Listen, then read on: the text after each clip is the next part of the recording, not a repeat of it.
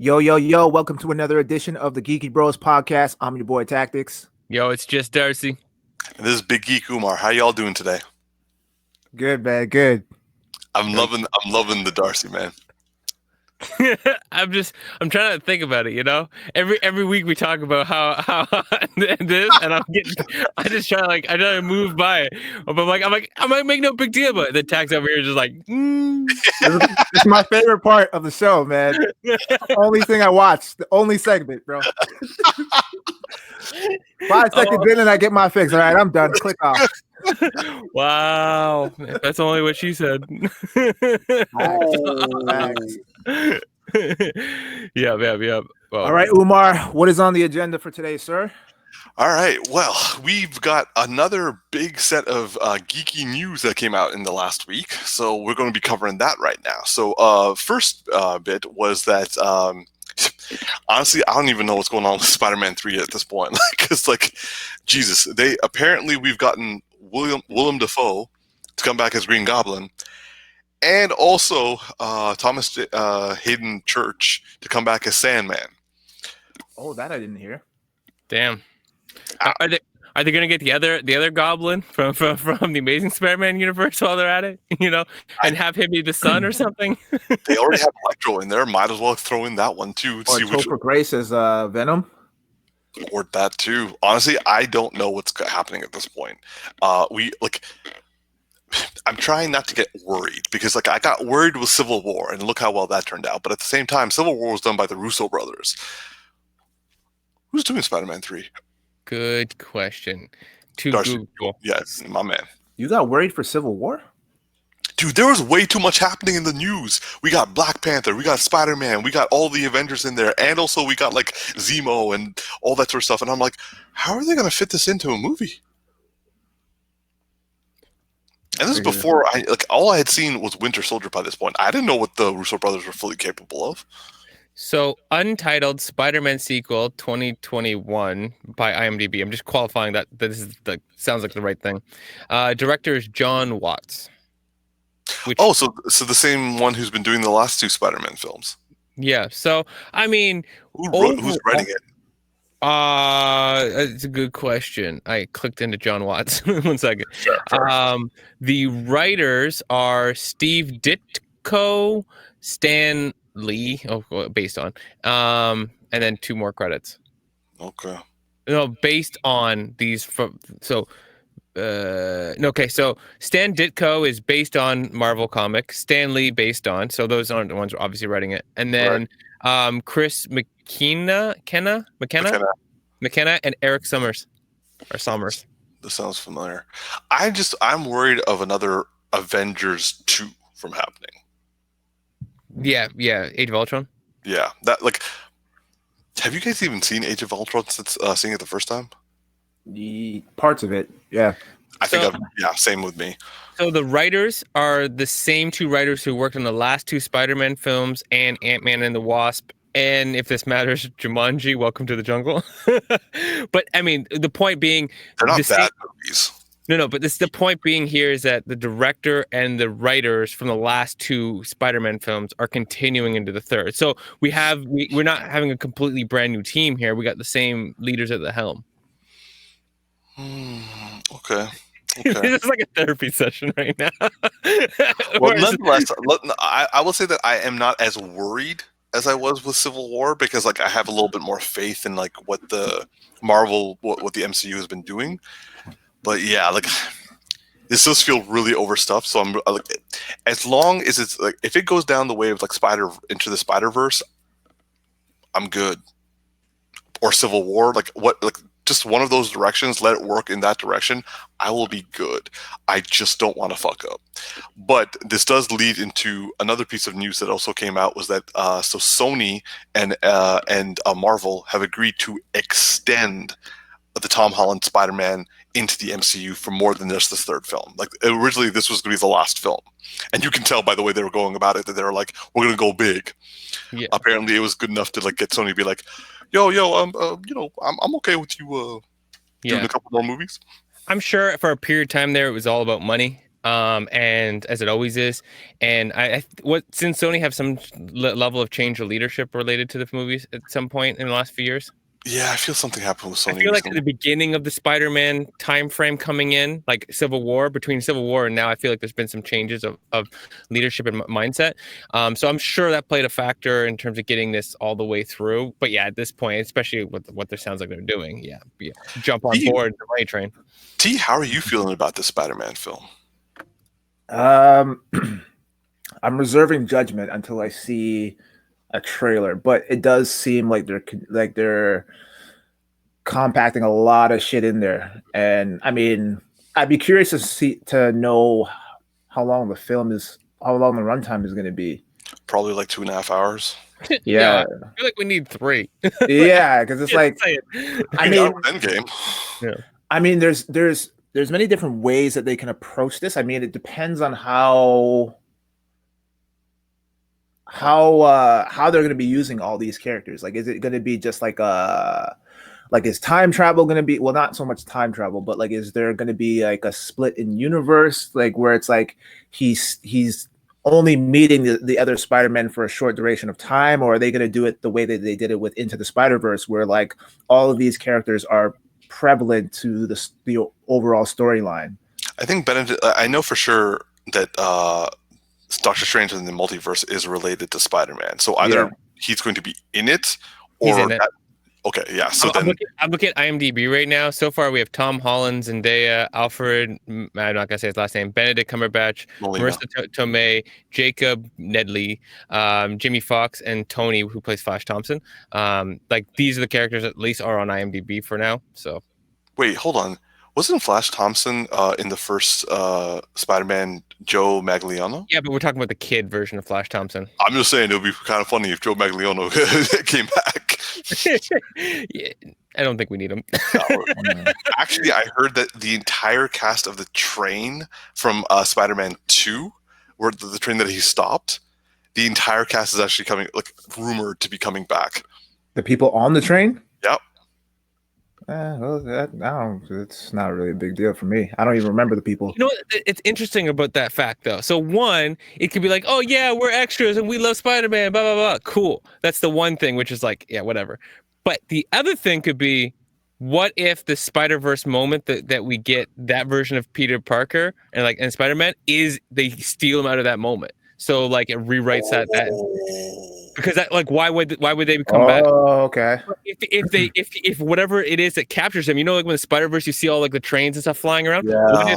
When that Spider-Verse moment is the train, and that's when we get that Spider-Man, you get into some whatever, and they have to and then Doctor Strange has to put them right back onto that train moment. That could also be hilarious because you can have this whole like he's like saving everything, and all of a sudden it doesn't matter, and then all of a sudden he has to go back to at the very end. It's like, what did you do to me? Wait, wasn't Phil Umar on that train? Yeah, he was. Phil Umar was on the train. Yeah. Anyway, so Spider-Man 3, like, more stuff is coming out with that. We will probably be documenting that until that movie comes out.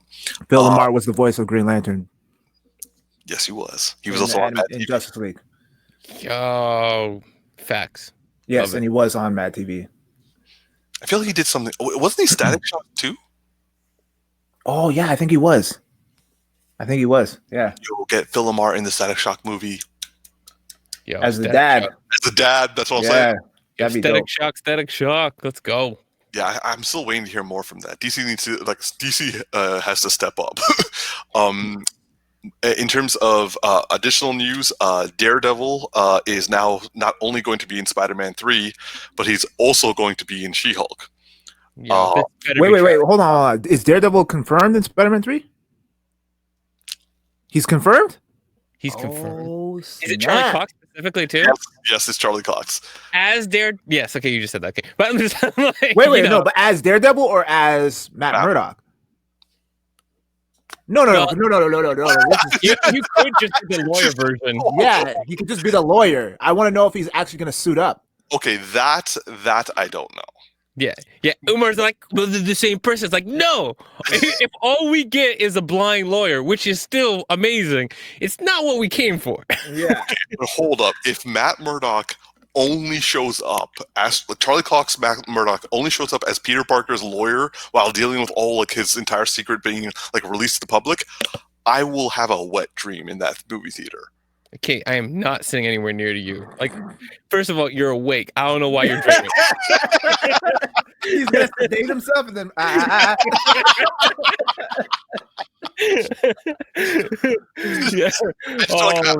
I'm like that person who just like hyperventilates, passes out, just, like instantly it goes in his pants, and you guys are like, "What is happening right now?"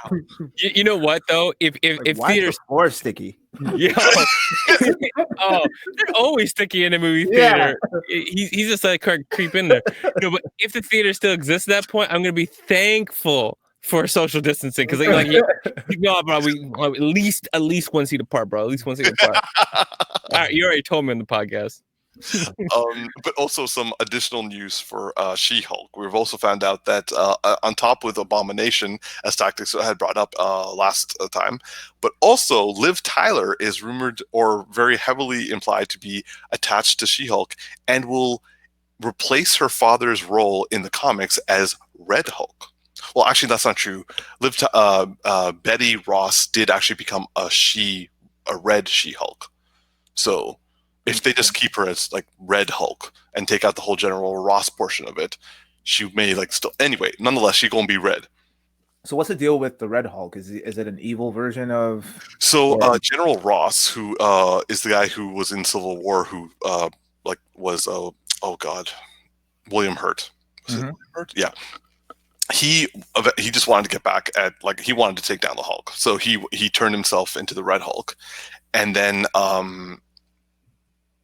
it's got I don't remember how it happened. This was a while ago, but he eventually started facing off against a female Red Hulk, which turned out to be his daughter, and she kind of I think it happened like he intentionally got it done. Mm-hmm. She I think was an accident. But so like nonetheless, like for a while, like the Red Hulk was like for like I think it was like 15 issues, people didn't even know who the Red Hulk was, and then we eventually find out that it was actually General Ross. Interesting. I'm kind of meh. Like I don't know what it is.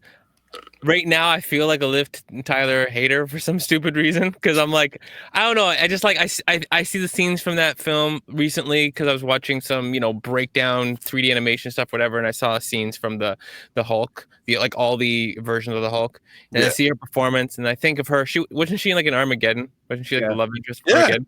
And I'm like, Lord of the Rings. Yeah, and I think about her, and I'm just like, I don't really care. Like out of some of her performance, especially in that one, it just feels kind of like meh. And I'm like, I'm just hoping she comes out here and kills a performance and makes me go, okay, I respect you. Okay, I feel you. But right now, I'm just kind of like meh. To be fair, her character didn't have a lot of room to breathe in Incredible Hulk. But then again, like that movie is predominantly forgotten in the MCU.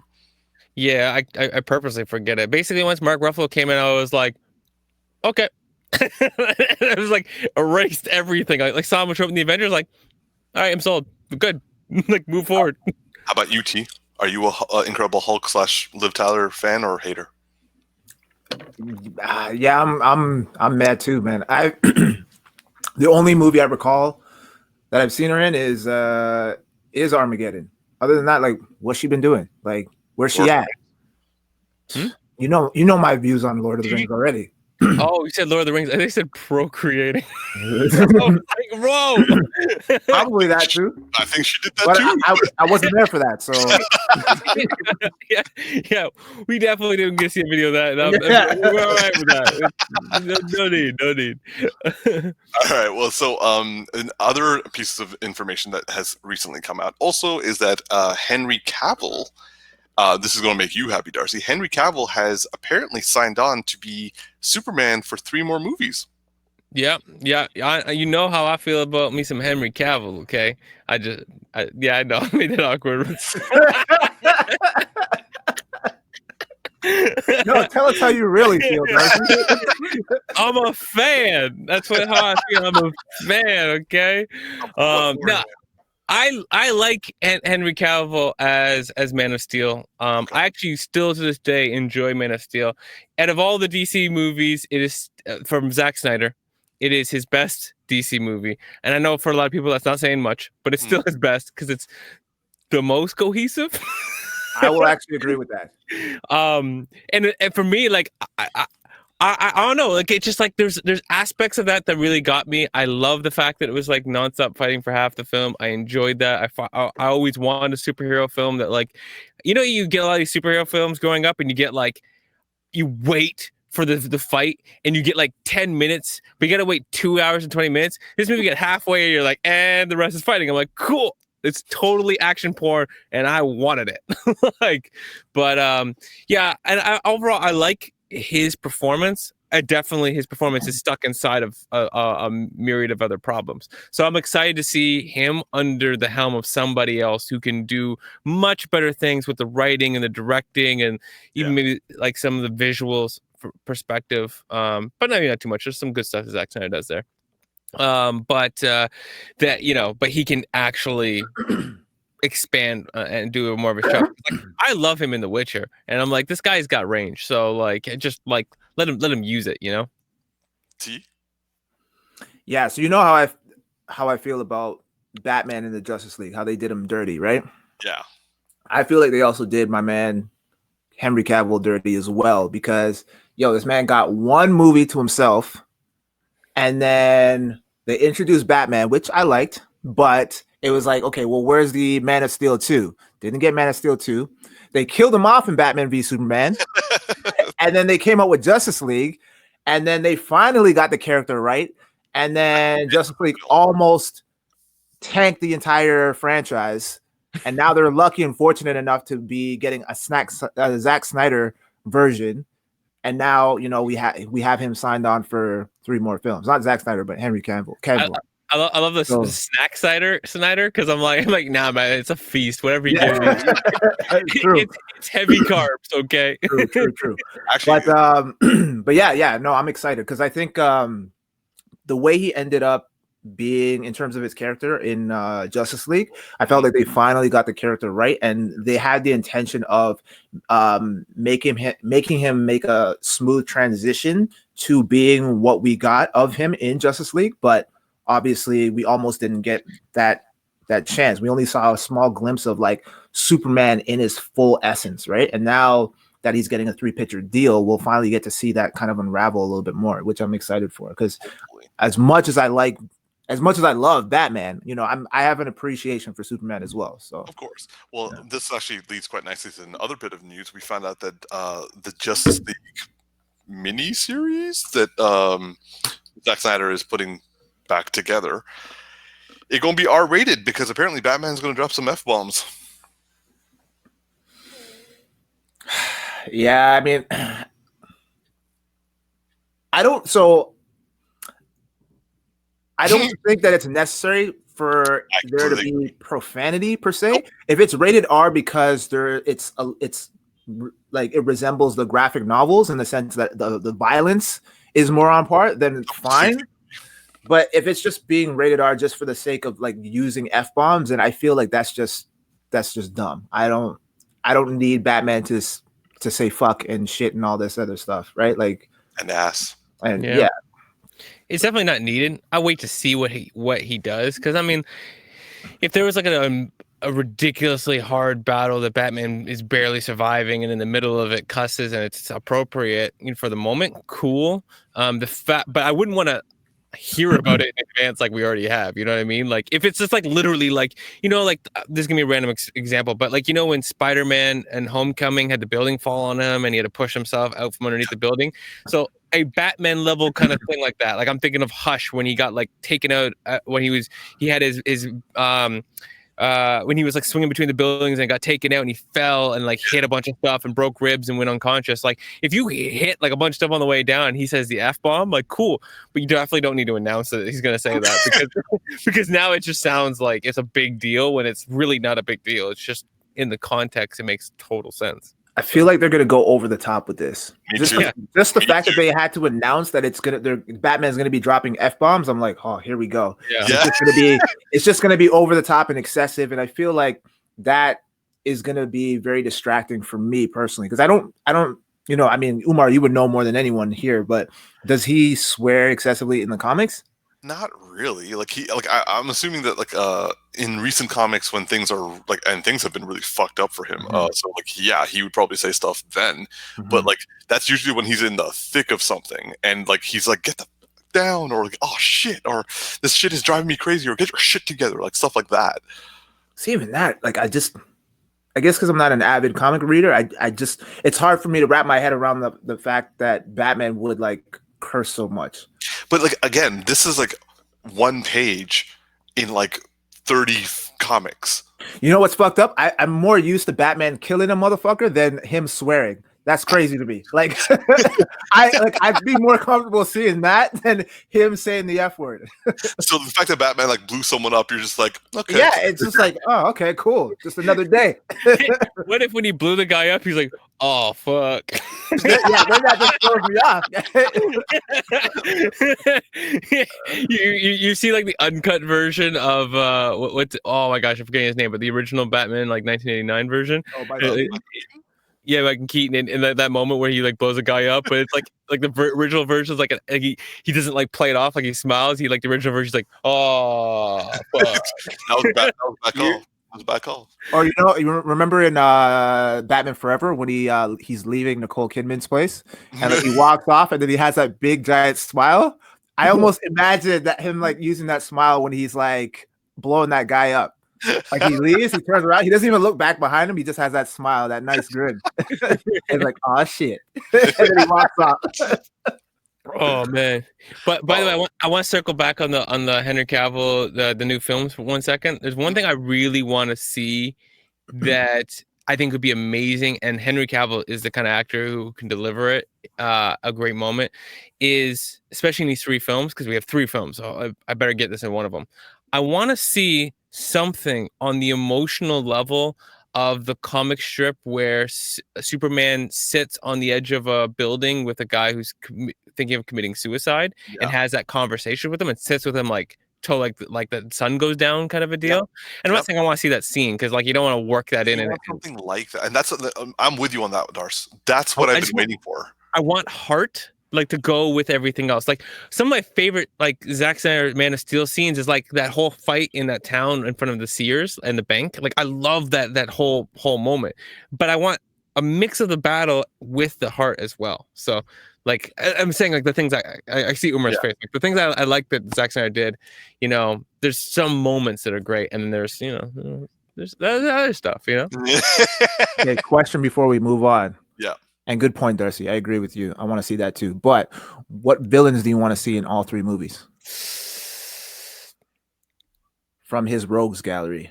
It depends on who's directing it. Like I really want to see Brainiac, but I want it to be under the right director.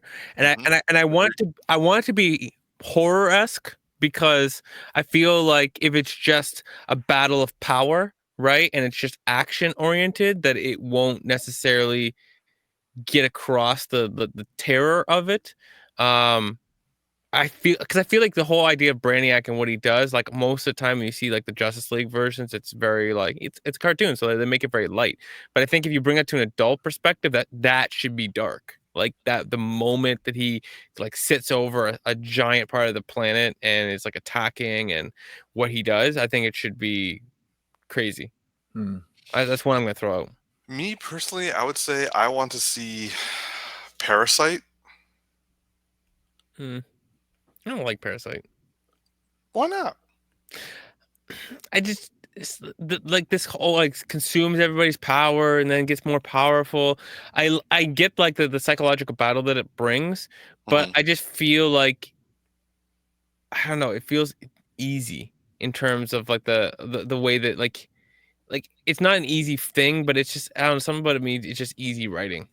I also want to see Mr. I always get his name wrong. Mixopitalik? Yeah. And to be honest, I wouldn't mind if they did like a borderline comedy and get Lobo in. Yeah. I would like Lobo, but I would have a hard time seeing how that would work. unless they build up the universe, but it's like the third film because Yeah. it's like Lobo is like that just breaks like first of all he's from space like you get and like you have They're to all like, from space. yeah, but like Well, no, Parasite's not. yeah, but like you gotta set the universe up for Lobo to come in, otherwise it'll be like really weird and campy or something. Okay, before we move on, just the last thing, which I know is going to make Tactix very happy once I announce it. Apparently, DC has decided to make a Joker-centric, specific lead comic book series. I'm not a big fan of this, but I would like to hear what you guys think. So excited. Hard pass. Agreed. Fucking hard pass. You know my feelings on this shit already. Like, this is unnecessary, man. Okay, I have only one question. Will it be based on the depiction of Joaquin Phoenix? I don't think so. I'm being sarcastic here. But yeah, like didn't we talk about it like last week anyway? We're just like we don't want to see that happen, and like now they're like, hey, by the way, yeah, like, how can we fuck up Tactix' day today? Yeah, I mean, I want to say like, well, I'll we take Tactix words from earlier. I'll reserve judgment till I see it, but the reality is I ain't gonna see it. So, like, I'm not reading a lot of comic books all together, so it's not gonna be on the top of my list. To be honest, I see this as them like making a comic book series so that the next time DC decides or Warner Brothers decides to make it like a Joker-centric like series, they have like a source material for it. Yeah, it's fair because it's probably gonna happen a bunch now. I know, but it's so stupid. Anyway, okay, well, moving on to our second topic of today. This comes from the fact that I recently, like in the last couple of weeks, rewatched the original Spider-Man with Tobey Maguire. I found I had a significantly different reaction to it. Like, I should preface that I haven't seen this movie in probably like 10 years. Maybe even more, but nonetheless, it's been a very long time since I've last seen it, and rewatching it, I responded very differently to it.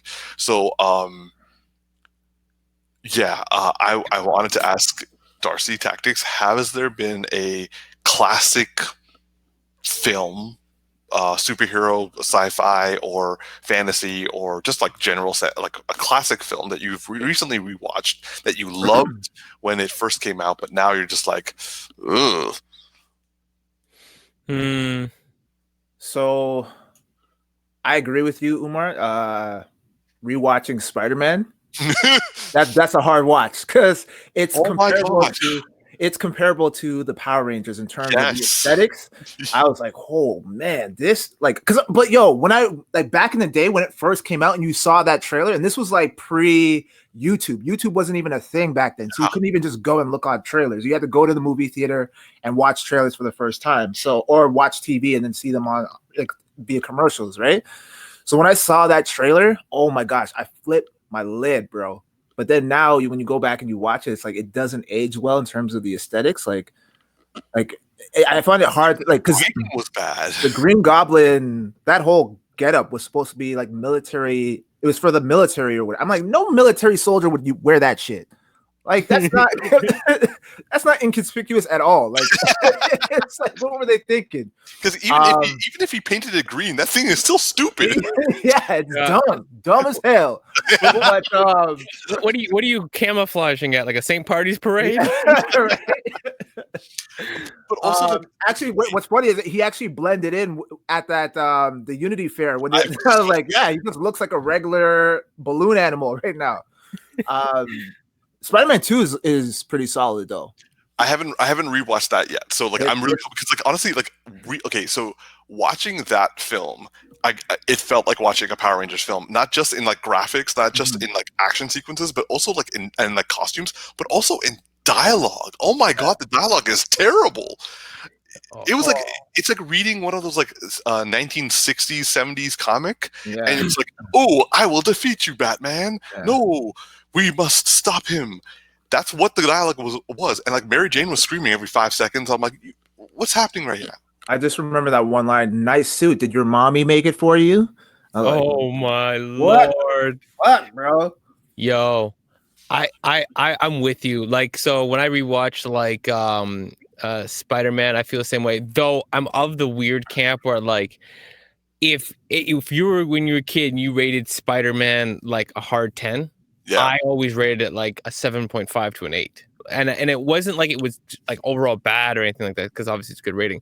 But there was just something I always felt a little left out, and there were things that like I always saw that when I got older, like I saw them even more. Like one of the things that kills me in the original Spider-Man is you know when they're on that at the Unity Fair thing that Tax is talking about, and they're on that balcony, and the way the balcony explodes and it's like these giant foam blocks, like I could totally see it. And I rewatched it, and I was like, there's something about like one of the people standing on the balcony longer than they should have, and it was like, how dumb are you?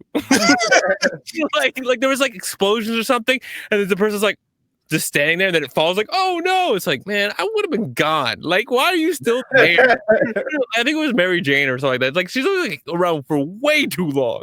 Like honestly, like the ending when he's holding like Mary Jane in one hand and like the line to where the kids are like being held in.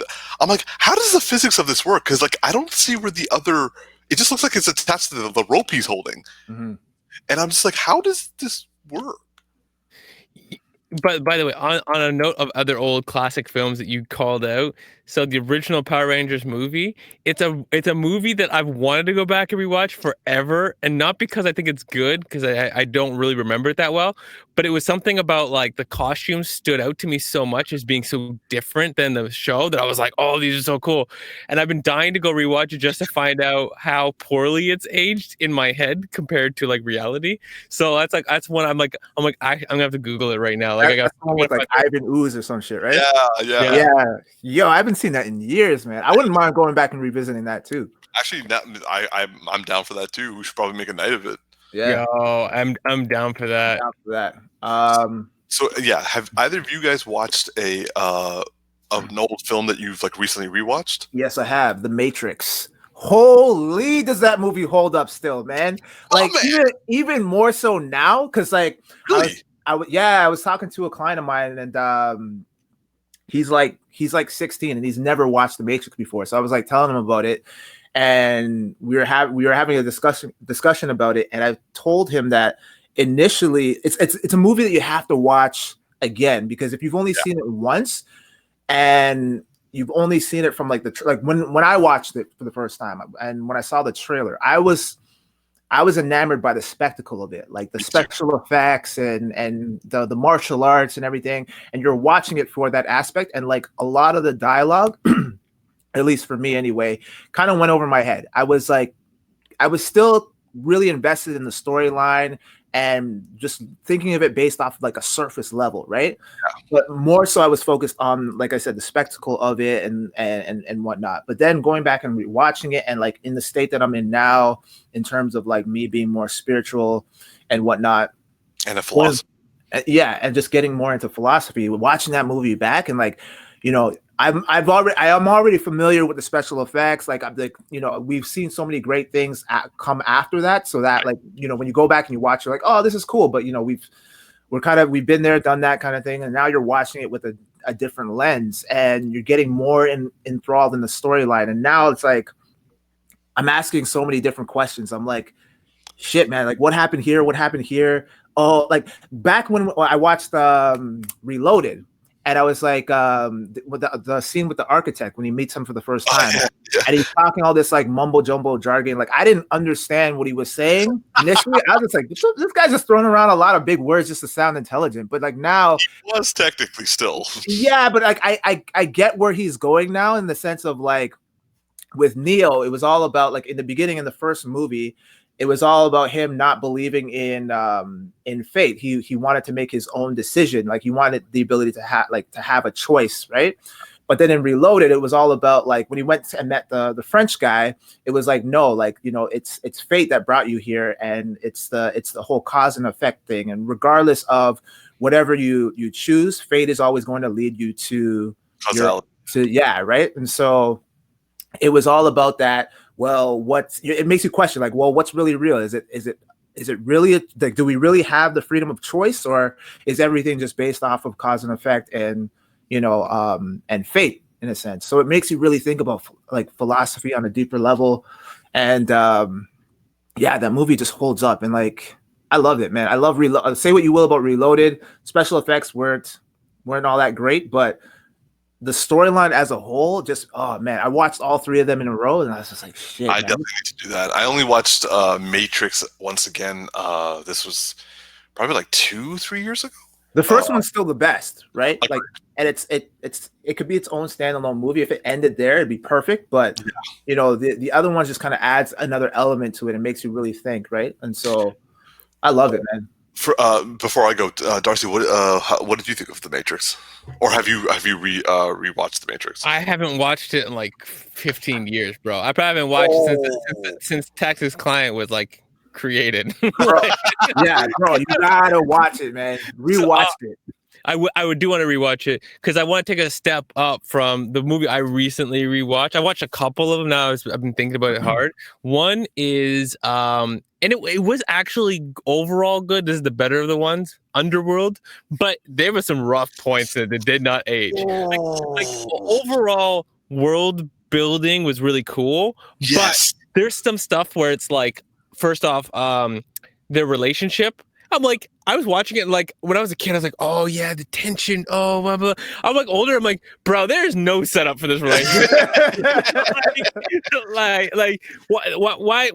What is the chemistry? They're hot. Like that's it. Like that's all that there is. Okay. And then like the Matrix level type scenes, I'm like, okay, I feel you. The subway. I feel what you're doing here. Okay, I like that. I like that.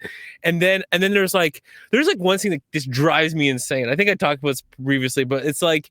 Literally the guy who becomes like the werewolf hybrid, whatever, Mike Corbin, whatever, he jumps out of a window and then the dogs start chasing him, and then the vampire he's like, oh, we lost him. Like, you can still see him. You're vampires. You've literally demonstrated this movie that she can run as fast as a car, and you're watching this guy who's half powered run, and the dogs are almost catching him, and you're like, I can't do nothing about it. Like, you can still see him jump out the window and go. Like, it doesn't make any sense. Or like the whole book thing, like it's a book that there's lots of mystery there, but do not read it. That's the rule. Do not read it. You're not allowed. Like, there's just things that like make no sense. You're just like, yeah. No, honestly, I think you guys have both like watched films recently that I agree with you, Tactics. The Matrix held up. I was very pleased with that. I had that fear. I was like, I'm gonna watch this with like fresh eyes, and I'm gonna be like, But I watched it. I'm like, oh, thank God. With Underworld, I've also recently rewatched it. This was, I think, last year, and it still pisses me off. Underworld was one of the greatest disappointments for me because I'm like, it had the potential. It had the bones of a fantastic story, and it just threw it away. I agree. Yeah, I feel like there's one more I was going to bring up. I forget now. I actually, going back, I still remember in the theaters, and then also after all these years when I watched it, The Matrix, the scene where the film took I remember watching the trailers like you, Tactics, and like having an idea of where this was going to go. And then when he first gets disconnected and wakes up in the his pod, and everything that happens with him like getting unscrewed and then like going down into the water and then like being picked up, I remember him like looking over and seeing all the bodies and like in these like big like huge like skyscrapers full of bodies, and I was sitting there, I was like, oh my, what just happened? Where are we right now? And even though I had seen it, when I rewatched the scene, I'm like, this shit still is chilling. Like, after all these years, that is a haunting scene. Yeah. And the lore runs deep, man. Like, there's I want to go back and revisit the Animatrix and see it under a different lens as well. Yeah, but there was also like an online game that actually continued the franchise after Revolutions. But now, like, it's the server is gone. Like, you can't play the game anymore. But yeah, some people they kind of put together some like explanations in terms of where the storyline went in the game. And yeah, it's really interesting. Like, they could potentially do that, excuse me, for Matrix 4 if they wanted to. Did they film scenes that were in that game too? Smith, because I remember she filmed some scenes. She's actually in the game. because Morpheus actually dies in the beginning of the game because he tries to make a deal, excuse me, with the machines because he wants to retrieve Neo's body, but the machines tell him that they no longer have his body. His body was dismantled or whatever, and so Morpheus assumes that they're lying, and so he creates this technological bomb that basically rips a hole in the matrix and allows people within the matrix to see reality or see how things really are, and that way they have a choice. And so it's exposure, right? Because the machines, their whole purpose was to keep people under wraps and like not be unplugged because they were using humans as batteries for their energy, right? Yeah. And once Morpheus exposes that, then that kind of eradicates their plan. And so then the machines, I think, from what I remember, they hired the French guy who then hired an assassin to take out Morpheus, and Morpheus gets assassinated. Interesting. Yeah. Okay. I'd also be really interested to see how the transition where humans became the batteries, right? Like what that... They showed that. Yeah. The Animatrix, they showed that. Yeah, I feel like I've seen the Animatrix, but it's been so long. But like just that like Terminator level-esque kind of moment. To be honest, it's such a stupid reason though. Like that, like it really shows how dumb humans are, because the whole thing was like they wanted to block out the sun, because the machines were solar powered, right? But then they forgot that we also need the sun as well. So it ended up killing all of our resources in the process. To be honest, like based on what the Animatrix depicted, humanity had it coming 100%. Now, granted, 600 years probably is bad, and frankly, 600 years not being able to pierce that, like, humanity really fucked up, because like it took 600, like almost 1,000 years, and they still weren't able to break that cloud. But again, like if you don't need to, then you don't need to. But honestly, the Animatrix really showed that humanity not only had it coming, they kind of deserved it. Because the robots had actually created their own country, broken free, and actually tried to create like peace treaties to make sure that they never went to war with humans again. And when humanity like started the war and then scorched the skies, that's when the robots had said, humanity, no matter what, will always try to destroy us. Therefore, we are justified in doing whatever we have. And technically speaking, yes, they did enslave them for battery. At the same time, it's not like they wiped them out. They gave them a dream space where they could live. Like they tried to make them live in bliss, and we didn't appreciate it. Exactly. Because humans crave on suffering. Exactly. So like ultimately, like they were trying to find a way to keep both worlds, like both species, living in harmony. Yeah. So, yeah, it's interesting. Damn, this is the shit runs deep, bro. When you have a movie that has deep lore, deep thought, then it ages really well. By the way, I looked at those pictures of Power Rangers. Yo, it's like it's like plastic TMNT. That's what it looks like. All right, so we're going to move into our last topic.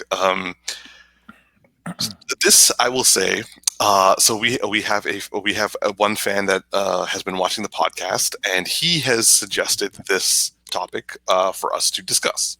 So it was our first time. So for all audience members, please, we are happy to take on any topics that you suggest to us. He wanted us to talk about our favorite superhero couples. And he also made a point of saying that also includes anime couples as well. He pointed out that when we were our favorite villains, we actually completely discounted anime villains. Oh, I saw that comment. Yeah. True. And it actually made me like stump, and I'm like, I actually have my top 3 anime villains, but we'll discuss that another time. Okay. So, in terms of superhero couples, both anime and non-anime. By the way, this suggestion is from Elliot. You awesome. Thanks. What up? Which superhero couples are your favorite? Yo, I'm going to start. Sakura and Sasuke. I hate you. Why was that yours? No, I hate that couple. He knows I hate I them. know. I hate that couple. Like they're only starting to warm on me in Baruto. Like how long has it been? It's like 15 years to win you over on that. I know. I've literally been watching the show like in my own real life since like the middle of college, and I'm like, all right, you're starting to make me feel like there's something here. I'm gonna have to come back to my real answer. I just had to say that because I just want to upset you. All right. Fair. All right, I will start. I will say my favorite superhero couples are Batman and Talia. Spider-Man and Black Cat. Mm. And Wolverine and Jean Grey.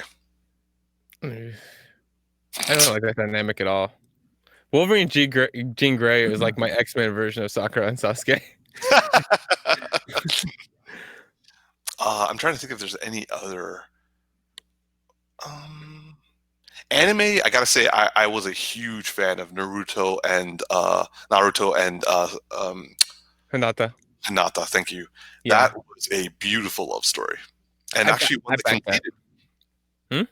'Cause, like, anime is notorious for not completing its love story. They just kind of leave it. Yeah.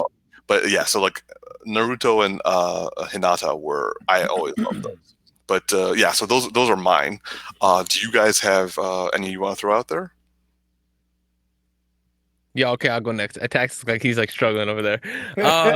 Yo, okay, I gotta back the Naruto and Hinata. That I love, and I love that because that she put her life down for that guy through the pain, and that was a pun. You know, and the dynamics that during one of my favorite scenes in Naruto was. The moment he shared his chakra with everybody, and then everybody felt and saw his history. That to me was one of the most beautiful things ever. Can you imagine like having people actually feel your actual pain in something you're talking about? Like that to me is amazing. And then seeing her face was like, epic to that. In terms of like superheroes, I'm not the biggest fan of couples with superheroes. A lot of times I find it distracting. Yeah, like it's not I'm hating against it, but like a lot of times you get like something on the edge of CW, and then it's just like all the way annoying, right? Because it's like I don't need any of this right here. None of the CW are my favorite. Like I'm just taking those off the table for me. You know what though? There was that one actress who looked like the white version of Meghan Markle who came into The Flash like season 2 or 3. Yeah, she's on The Boys now. Yeah, she's the wife of Butcher. Oh, damn. She looked different in The Boys compared to this. She looked younger. Anyways, whatever. When she was in CW for the Flash, that one episode, I actually wanted that relationship to work. Yeah. Like, I was like, F Iris, let's go. I'm all in. But I would say if I go to like Justice League Unlimited, I kind of liked the Hawkgirl and Green Lantern, John Stewart dynamic that was going on there, even with all the messed up stupidity that was going on. I love the episode, even though it's so dumb, where Hawkgirl and what's her name, the one that has like the animal powers, so she can like basically take on any animal power, and then she's like as strong or as fast as an animal. Oh my god, I know who you're talking about. I'm just blanking on the name right now. Shit. But there's like a whole thing where they're in the gym together and they're both working out and they're like competing and it's like stupid. But I enjoyed it for that one. Yeah, I feel like there's one more, but I'm gonna pass the ball over to Tactix and there it is. All right. Good catch. My first one would probably be Vegeta and Bulma. Oh, you're just trolling, man. Nah, man, they're a beautiful, cute couple, man. They're just cutie pies, you know. I don't trust it, man. You're not giving eye contact right now. They're just yo, you guys, did I show you guys the meme about Bulma And the superpower coochie. That was Chi-Chi. Oh, it's Chi-Chi, yeah. That killed me. Basically, it's like I don't even want to go there. I feel like we're gonna get a strike on the channel. Go on, T. Go on. Yeah, I'm with Darcy. I don't really care too much for couples either because they can get borderline CW, and I'm just kind of like it distracts me as well. But I will say I've always liked the Batman, Catwoman, or Catwoman dynamic, even from like the Batman Returns But they movie. switched off after though. Well, yeah, of course, but like that just dynamic of like will they, won't they kind of thing. And then she disappears and then she shows up at the end and she's like, oh shit, she's alive. Are we going to get another, like another movie with her in it? No, we didn't. But yeah, I always liked their dynamic. You know what? I will say it's a bittersweet one, but Batman and Phantasm. Ooh. That was a good one. Okay. That was a really good one. That was kind of like, oh man, like she's perfect for you, bro. I know.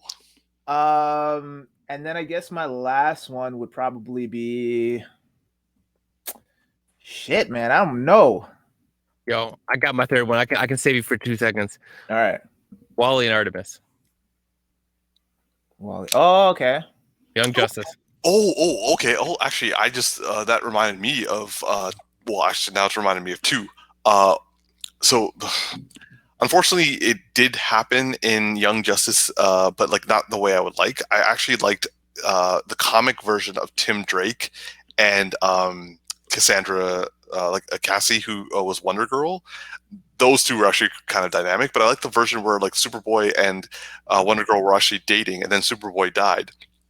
And Tim Drake, who's best friends with Superboy, was like just like utterly distraught, and so the two of them just kind of like for a little bit hooked up. I kind of like their dynamic of like just two people who love this one guy actually finding themselves together. And then the second one was actually I'm just dying over that line a little bit though. two people that love this one guy finding themselves together. Just I don't know. I'm sorry. I was like, is that sexual? I took it way on the wrong side. It was killing me. But Batman and Wonder Woman from the animated series from Justice League Unlimited, I would have loved to see that one. Oh, I was about to say, did they actually hook up or? They didn't hook up, but like actually, interestingly enough, in the comic book continuation of the animated series for Batman Beyond, the story was that basically the Justice Lord Batman came to the Justice League saying, "I need help because the Justice Lords have broken free and they're like they're reigning terror." So the Justice League went over to help him like suppress them. They suppressed him, and Wonder Woman stayed with the Justice Lord Batman. And the two of them kind of like, because she was like, Bruce never would have let this happen because the mission was all he cared about. But this one actually, like, we were able to achieve his goal together. So like they were able to find themselves like happy together. But then he got killed by Superman. So she kind of had to like marry Superman to kind of like, because she also killed the Justice League Wonder Woman. And so like basically they both, the Superman and Wonder Woman from this universe, kind of married to like make peace with everybody, and they kind of co-rule together. Damn, that went sideways quick. It was like, oh yeah, and they finally got, and then it just went bad. It went Game of Thrones shit. That's what happened. Damn. Yeah. So yeah, I'm a fan of like, I don't want to see it in the live action. I'm not a big fan of how they're doing it in the live action. I liked what they did in the animated series, and I kind of wish that had happened in the comic books a little bit. Yo, I'm gonna throw one more throwback question on this one, which is specifically in a comic book movie, superhero movie, whatever, right? Which is the best couple that you've seen? Like, it doesn't mean it's like you, even if they're like you, of all of them, you hate every single relationship. What is the best one that you think that we've seen? I already know mine. In the movies? In the movies, I got mine like that. I got mine like that. Andrew Garfield and Emma Stone. That's what I was just thinking. Same all around. That one rocked me, bro. Absolutely. I can't think of anything that was more perfect than hands down, because man. it was real. Because they chemistry were was dating. Yeah. Yo, when she died and he cried and he held her in his arms, I felt that, bro. I was like, oh my god, this is painful to watch, bro. And also, like when he was at her grave, like every day, and like as the seasons passed, I'm like, dude, I would be there too. Yeah. Yo, man. Honestly, like I put Zula's song on my iPhone, and I just rocked that thing for 2 weeks straight, bro. I was in mourning. I couldn't believe how shook I was. When I forced my sister to watch like the movie, because she watched the first one, she liked it, but she didn't want to watch the second one because she heard mixed things. I was like, no, you got to watch it just for this scene, if nothing else. And so we're watching it, and like the scene is coming up, and I'm like, yo, I want to get up and leave. I don't want to see this again. I was like, I almost chickened out and ran for it. Yeah, that scene is hard to experience because, like, if you took all of the stupidness out of that movie, because, like, literally to think of all the Electrode is his name? I forget his name. Right? Yeah, Electrode stuff, and then at the Emma Stone scenes, they don't feel like they're in the same film. They feel like they're two separate films. Like, you feel like you have an Oscar level film, and then you feel like you have like Spider-Man 3 stuff happening at the same time. Right? For me, I would say that the scene that just like sold me on them and like probably forever as like the superhero couple was when he meets her after they've broken up in the I park. knew you were gonna say that one. Yeah. That scene, like just that cute banter back and forth. Oh man. Oh, so real.